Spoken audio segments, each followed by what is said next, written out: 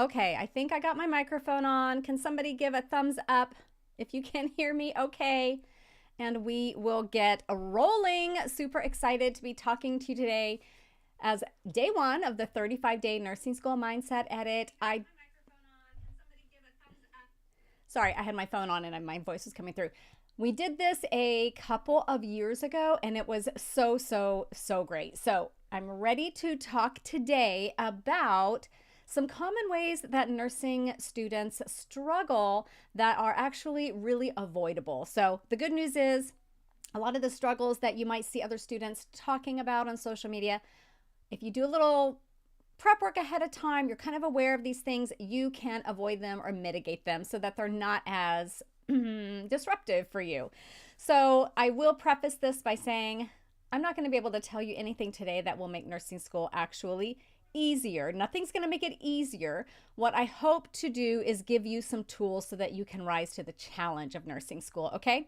So if you're watching on Facebook, there's a little link at the top of this post that says something like give eCam permission to show my name. That's just so that when you make a comment, I can see your name. Otherwise, I won't know your name. You can also just type your name into your comment so that I can see it, okay?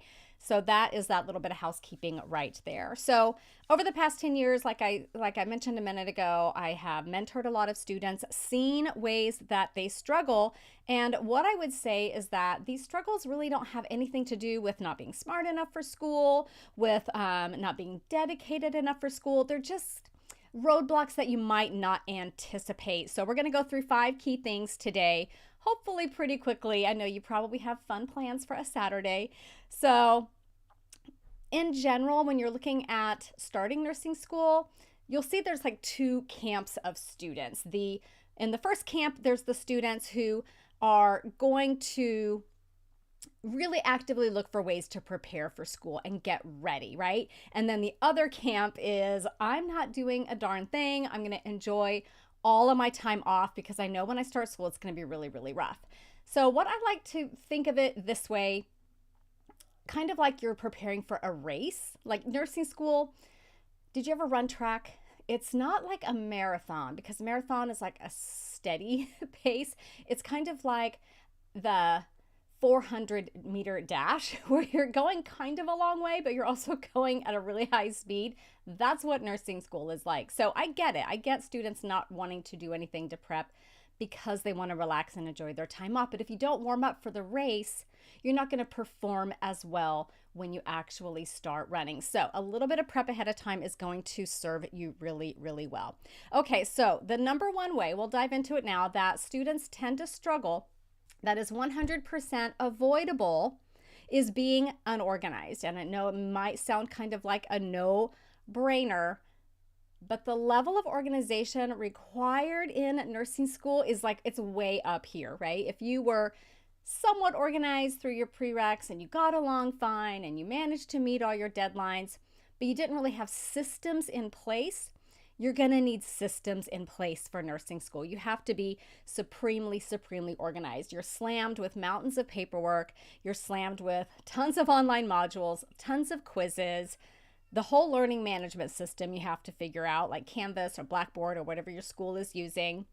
You'll have to-do lists, you'll have tasks, you'll have assignments and exams and skills checkoffs, and you have to be in sim lab on this day and skills lab on this day, and it's just a lot. Okay, so you have to be really organized, and of course clinical on top of all of that. And when you're unorganized and you're always feeling like you're rushing or you can't find what you're looking for, you don't know where you're supposed to be, this creates a ton of internal stress. Like it's just ramps up that anxiety. We don't need more anxiety in nursing school because we're already a little bit amped up about it, because it is a high stakes learning environment.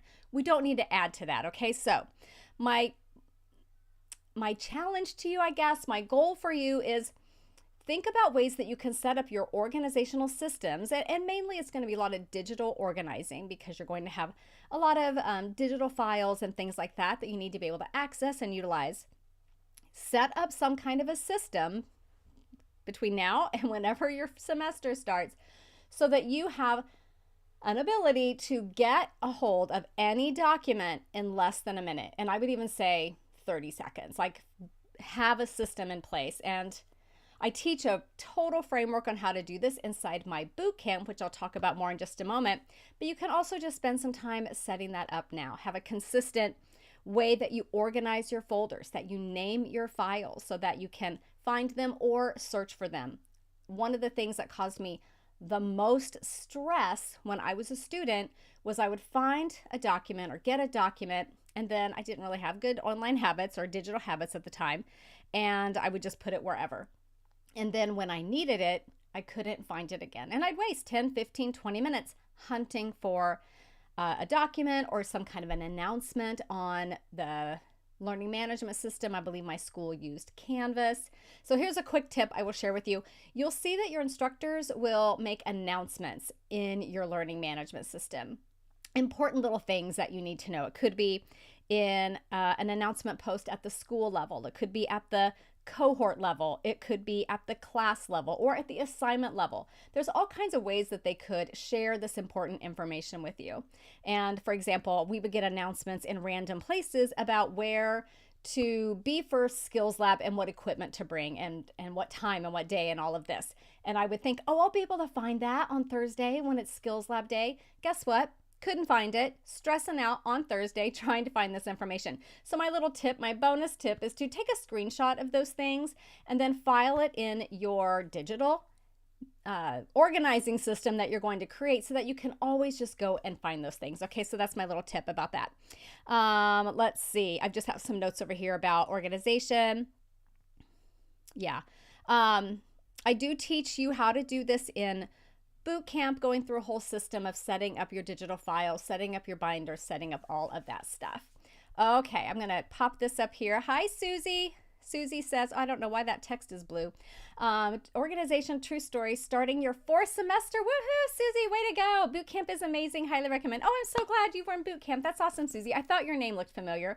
That's fantastic. Yeah, so definitely, Susie probably used the system that I taught inside boot camp to be super organized. So kind of tying on to that, we'll go into tip number 2, the way that students struggle. Another thing is just poor time management overall, because honestly, a lot of times you don't have to have that level of time management skills as a prereq student, as a normal human being, right? It gets really, really intense in nursing school, and your time is your most valuable resource, and you cannot waste a single moment of it. So a lot of times I see students wasting time on things that don't matter or not prioritizing the things that do really matter.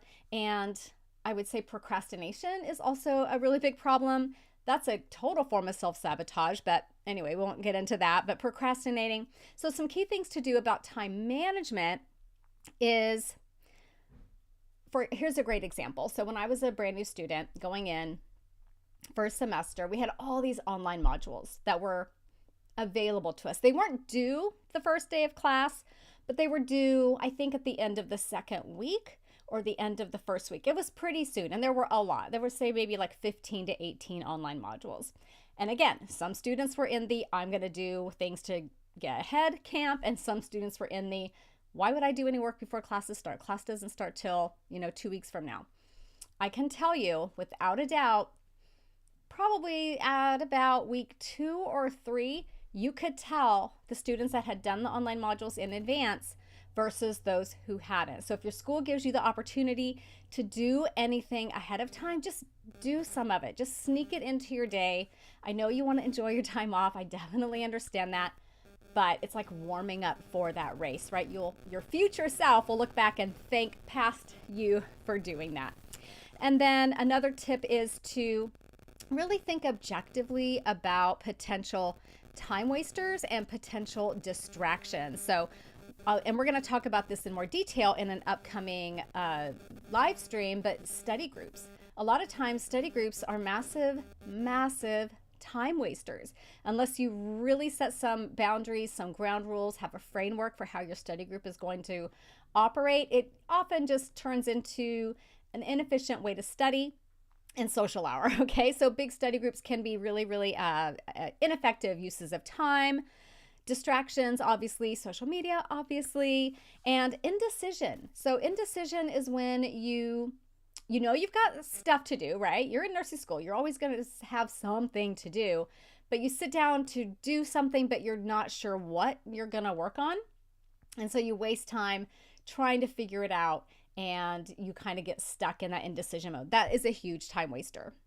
So, what I would say, first of all, you have to use some kind of a planning system to manage your time in nursing school. It's way too busy to just go by the seat of your pants or to look at Canvas or Blackboard every day. You have to have a planner of some kind, digital planner, paper planner, online calendar, whatever it is. It doesn't matter what type. It just has to be one that you will use every single day and maintain and upkeep. So when you're doing your planning for the day, my advice to you would be to have a specific goal in mind for what you're going to accomplish. So for example, don't just say, I'm going to do homework today, or I'm going to study today. You're going to say, I'm going to do these 4 online quizzes. I'm going to prep for a sim lab. I'm going to read pharmacology, and I'm going to watch these online modules. You have a very specific plan for the day, okay? And then instead of saying, I'm going to study today, exactly what are you going to study? I'm going to study for my pharmacology dosage calculations exam that's coming up on Friday. Okay, so you have a very specific plan. That way, when you sit down to do your work, you don't get stuck in that indecision mode. You already know exactly what you're going to do. You just go to the next thing and you do it, and then you do the next thing and you do it, and then you do the next thing. So you're moving ahead and you're crossing things off the list. That is the best feeling in the world. So again, a planner that works for you is the planner to use, okay? And what I would say is, if you have never really gotten into planning out your schedule and time blocking, I would say start doing that now. If you're not in school yet, start doing it out over the summer. Even if your schedule says things like from 8 to 9, walk the dog, from 9 to 11, hang out with friends, from 11 to 12:30, go to the grocery store. Like, it doesn't matter. Just getting into the habit of using it and time blocking, okay? And then the other key is you got to schedule time to do your planning, which I know sounds very meta, right? But schedule some time. I would do this on Sunday evenings. It kind of got my brain back into like school mode for the week, and I would look at my calendar, look at what I needed to do, and plan out my week. And I will be honest, there was one class that we had that was super kind of boring and kind of lame. And I would often sit in that class and plan my schedule. I'm not going to lie. I did things like that sometimes. Okay, so the next thing is bridging the gap to critical thinking. This is another area where students struggle a lot. And it's just because they haven't done that kind of thinking before, that kind of application knowledge. So critical thinking is not just something that you do in clinical. You're going to be using critical thinking to answer exam questions, because they're always going to be a patient scenario, right? You're going to be using it in sim lab. You're going to be using it in skills lab. It's going to show up absolutely everywhere. So what I would say to this is, when you're going through your prereqs, and maybe I had a degree in something else entirely unrelated to nursing before, and even throughout that, it was more like I was receiving the information, right? And especially if you're not super invested in the classes, like, I don't know, microbiology was interesting, but I wasn't going to become a microbiologist, right? So you receive the information and then you put it back out for the exam, right? In nursing school, you really have to think of yourself not as just a receiver of information, but as a doer and a problem solver. So let's say I go to the hardware store and I buy a drill and wrenches and screwdrivers and some other things that those are the only 3 tools I can name. I buy all these tools and I just put them in my garage and I never use them. That's kind of what being just like a doer or a receiver of information is like, right? You get the tools, but you don't do anything with them. As a nursing student and a nurse, you need to do something with those tools and solve problems. So to take that analogy further, I would take that drill and go fix something in my house, right? I would take the screwdriver and go build something for my cat or whatever. So think of yourself as a doer with the information that you're getting and a problem solver, because that's really what nurses do. Honestly, if I could sum up nursing in one sentence, nurses see problems and fix them. And then they anticipate problems the patient could have and try to steer the patient around them so that they don't have them. That is your job in a nutshell, 100%. So for example, you're studying for an exam, right? And you see that a regular heart rate is what, 60 to 100 beats per minute. And there's a question about a patient who's got a heart rate of 185. Now, it's not enough to know that that's too fast, right? That would be for a normal class, right? That is too fast. Your nursing school exams are never going to ask you things like, is a heart rate of 185 too fast? You need to know why we care about a heart rate of 185. Because when you're using critical thinking, you're not just thinking about the fact that 185 is too high. You're thinking about all the other concepts that it relates to, the implications of it, and what you're going to do about it. So when you have a patient with a heart rate of 185, why do you care? Well, you care because we're increasing myocardial workload and oxygen demand, we're stressing the heart, and we're decreasing filling time. So cardiac output could be vastly reduced with a heart rate that fast. So we care about it. Now, what are we going to do about it? That's the other component, right? So maybe we can try doing some additional assessments. Maybe we get a 12 lead to see if it's narrow complex or wide complex, right? We do a 12 lead. We assess for chest pain. We assess for altered level of consciousness. We get a blood pressure. We check for shortness of breath. All these things. We're going to get more data. Start looking at it in the big picture, looking at how it relates to all of these other concepts that we're learning about. And we're going to maybe, if the patient's stable enough, try a vagal maneuver, right? See if we can vagal them out of this supraventricular tachycardia. Maybe they need adenosine, a medication that pauses the heart for about 7 seconds and hopefully it restarts at the right rate. Or maybe if they're really unstable, they need synchronized cardioversion. So it's not just enough to know 185 is too fast. You have to know why we care, what else could be happening with the patient, and what we're going to do about it. So as you're learning concepts in nursing school, I want you to be thinking, how does what I'm learning here relate to these other things I've learned, these other similar concepts I've learned over here? Because you've got to start connecting all of these things together, okay? Because people are complex, right? We don't just exist. A heart rate of 185 does not exist in a vacuum all on its own. It affects other body system. It affects the patient as a whole. So here's a great example. I've got some notes here about a typical type of test question in nursing school. So it's never going to ask you something as simple as, does furosemide cause electrolyte imbalances? And if it does, which ones? Okay, because that would be way too straightforward of a question, right? It will never ever ask something that straightforward. What it would say instead is something like, you've got a patient who is on a furosemide, which is a diuretic, a furosemide infusion. Which of these nursing actions is going to be most appropriate for you? And then it'll give some options. And maybe the first one is instruct the patient that they should avoid eating avocados. Maybe another option is you're going to check the patient's hemoglobin regularly every 6 hours.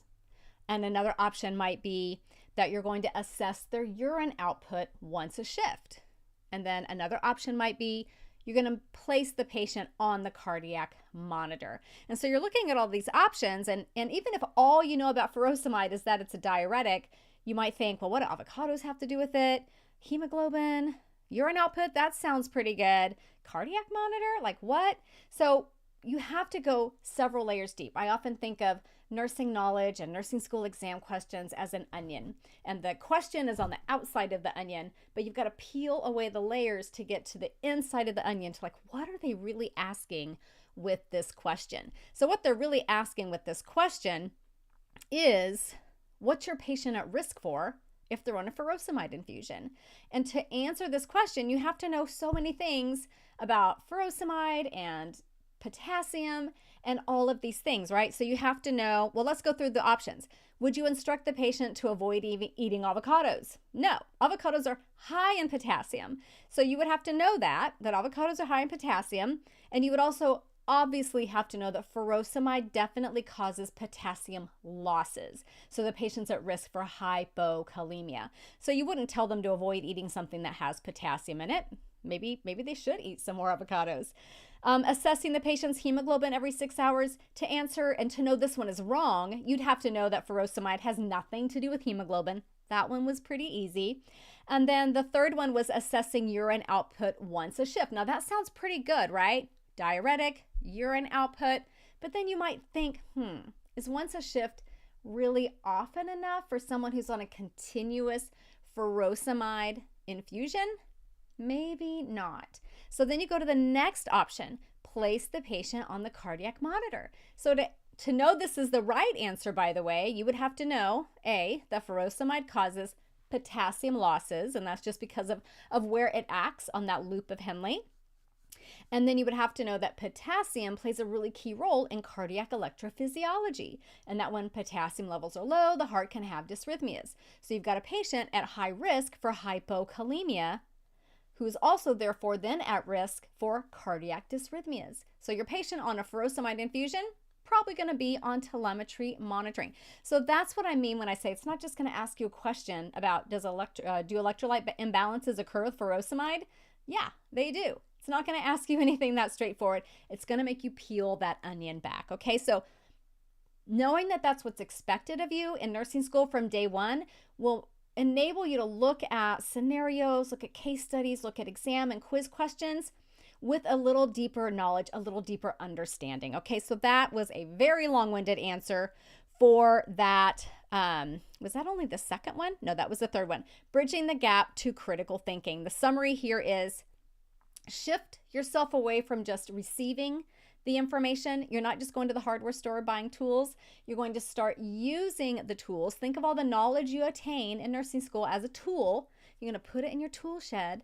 And then when you're faced with a patient problem, when you're faced with a patient scenario, you're going to go and you're going to pull out the tools that you need to solve the problem. Okay?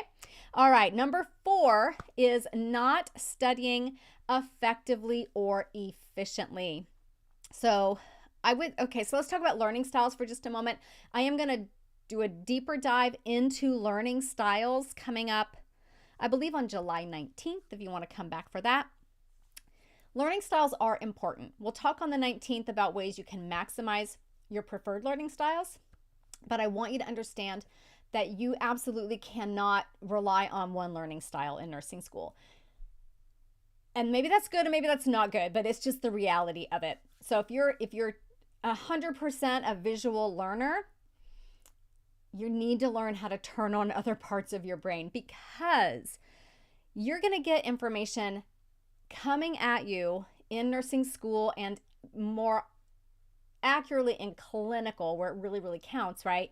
In a whole bunch of different ways. When I go to work, I don't get to choose how I get data presented to me, even though I am very much a visual person, right?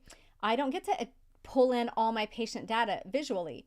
Sometimes I get numerical data with labs and charts and vital signs. Sometimes I get information from the chart that I have to read, okay? I have to go into the H&P. I have to read test results. I have to get my reading comprehension up to understand those kinds of things. I am going to get a ton of data in through my ears because I've got the monitors making noise. I've got things the patient says. I've got things the doctor tells me. I have to be able to hear and learn that way. And I also take data in by touch and by smell sometimes. Like, it's not going to come at me in only the one way that I need it. And different classes in nursing school are going to be more aligned with different learning styles, so that, like, for example, like lecture class, for example, that's going to be really great for the person who can learn a lot by listening. Skills lab's going to be great for the person who learns a lot by doing, etc. We'll talk about this more coming up on the 19th, but I just wanted to give you a heads up that if you're really, really highly skewed to one preferred learning style, yes, we'll talk about how to maximize it, but you have to understand that you're going to be using all learning styles in nursing school. And then another way that students maybe don't study very efficiently or study effectively is that especially in the very beginning, they might be relying on old ways of studying, like how they studied maybe for microbiology or for chemistry. And what I see a lot is students coming into my Facebook group and they're struggling and they're saying things like, I go to class, I've never missed a class, I do all the reading, I make flashcards or whatever, and I'm struggling on exams. Well, those things aren't going to be enough in nursing school. You have to be way more engaged in the learning process because you're not just buying the tools, right? You're going to buy the tool, but you're also going to use the tool. You have to really start getting super engaged with the content and applying it, okay?